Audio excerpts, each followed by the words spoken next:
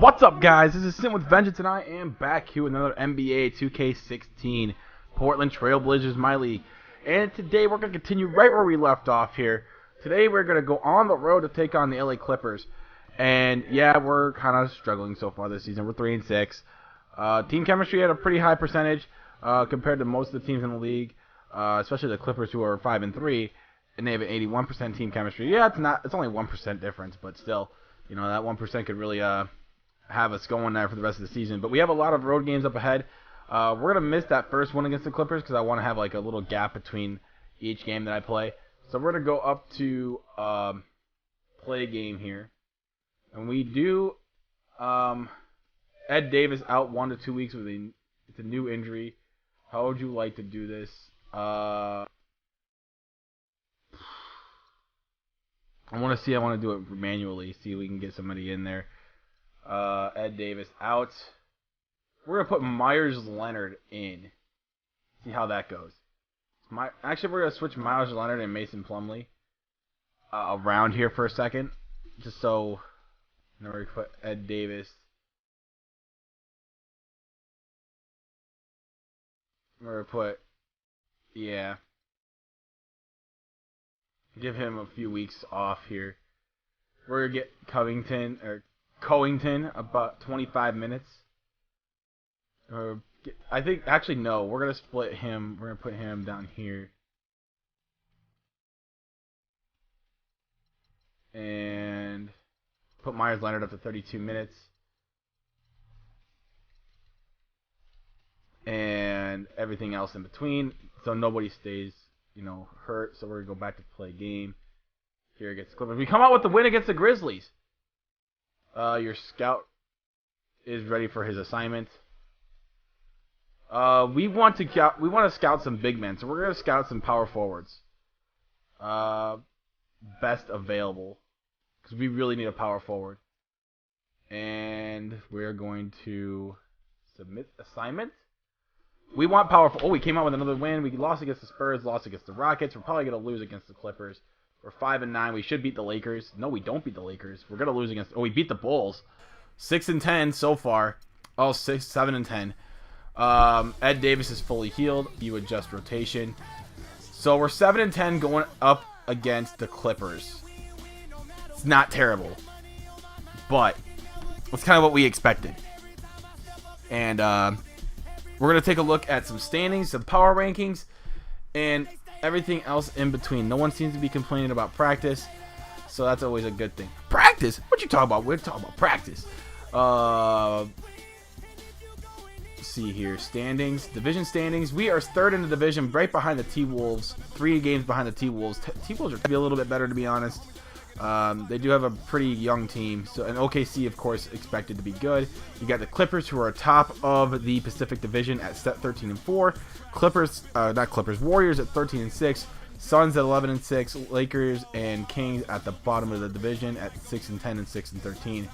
And then you got the Southwest. We got the Rockets and Spurs at 12-6. You got the Pelicans at 9-8. The Grizzlies at 6-12, which is kind of surprising. The Grizzlies are usually just pretty good. And then you got the Mavericks, who are 3-15, which is really shocking. And you got the Atlantic Division. You got the Celtics at the top at 10-8. You got the Knicks and Nets at 10 losses apiece, 8-10 and 7-10. Raptors surprisingly 6-12. And you got the Sixers, who are 2-16, which is really no surprise at all. And you got the Central with the Cavs at 15-2, which is astounding. The Bulls at 10-5, Pistons 11-7, Pacers 9-7, and I actually kind of anticipated how this division would turn out. All the teams in the Central are pretty dang good. And then you got the Southeast Division with the I'm stuttering, Hawks at 13-7. You got the Heat at 11-5, Wizards 5-9, Hornets 6-11, Magic 6-11. Surprised the Wizards are 5-9. It's really surprising, to me anyway. You got the power rankings. Obviously, you see no surprise by any of these teams. While the Wizards at 5-9, they're really. How are they trending up when they're 5-9? Let's see where we're placed at. We're placed at 18th, which is better than where we were last time. You guys saw we were at like 21st or 22nd. So that's always a good thing. So you guys get to see a little bit of that. And we're not really going to worry about stats right now. We're just going to get into this game now against the LA Clippers. I hope you guys enjoy, and I will hope you subscribe if you're new, drop a like, and leave a comment and all that stuff. And I will see you in the game. With the Diesel and the Jet, this is Ernie Johnson. Welcome to the NBA on 2K Sports. Tonight, it'll be the Portland Trail Blazers up against the Clippers in Los Angeles. The Clippers have to feel pretty good about their recent play. It's been a very successful first half of the season for them. When the opportunity to win a ball game has been there for them, they have grabbed it over and over.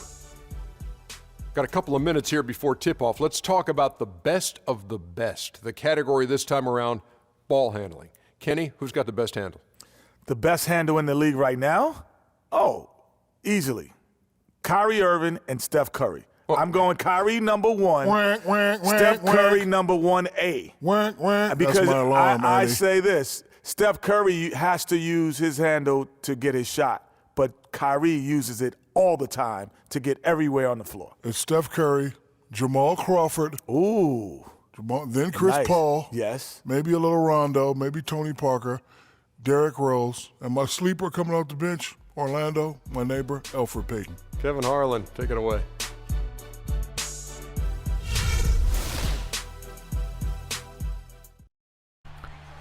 And we are here at the Staples Center, not to face the Lakers, but of course we are going to take on the Clippers, the Lob City Clippers. They have Blake Griffin, they have Chris Paul, they have Jamal Crawford, they have DeAndre Jordan, they have Paul Pierce. This team is stacked. They have like 2 starting lineups on their team. They are very versatile, very deep as a team. This team is very scary, and probably one of the better contenders to go to the NBA Finals this year. Obviously, the Clippers are in contention like every year. Doc Rivers, one of the best coaches in the league.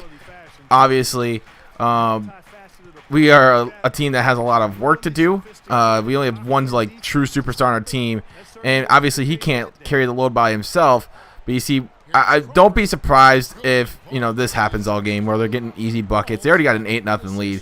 I mean, we're just clearly outmatched, and yeah, you're gonna see these games where I get blown out by 20, 30 points, but that's a part of the growing pains that you guys are gonna see in this series. It's not that I suck at the game; I just want to make it realistic. And let's be honest, like if those two teams face each other, that would probably happen. The Clippers would probably blow the Blazers right out of the water. It's just how talented the Clippers are compared to the Blazers. We have some talent. My plan is I want to try and build up Myers Leonard. He's got potential to be I think with the skill set that he has. He can go on the perimeter and shoot the jump shot. He has a pretty nice inside game, even though he prefers to be outside. He shoots about 88-90% at the line for a 7'1" center. I mean, that's pretty unheard of. But I guess if you practice your jump shot enough, I mean, you can shoot 90% at the line.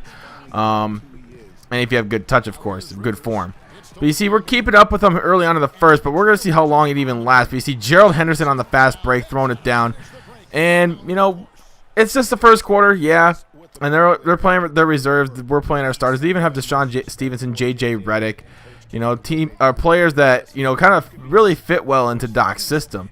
And, more power to them. They finally found something that I don't even know if Stevenson will be a fit in LA, but I think with the way that Doc kind of runs the show, he can make anybody fit in that system. Trust me.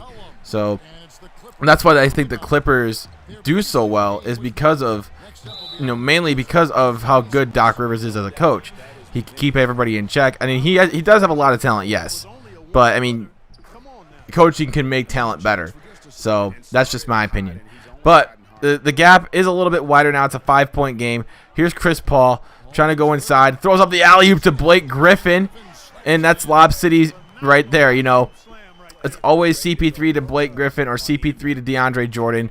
Those guys are high risers, high flyers. They love to dunk the ball.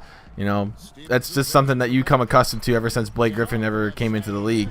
We see J.J. Redick hitting that little jump shot right there. It's a 15-point lead now. This game is starting to get ugly real quick. You see, now they have even Josh Smith.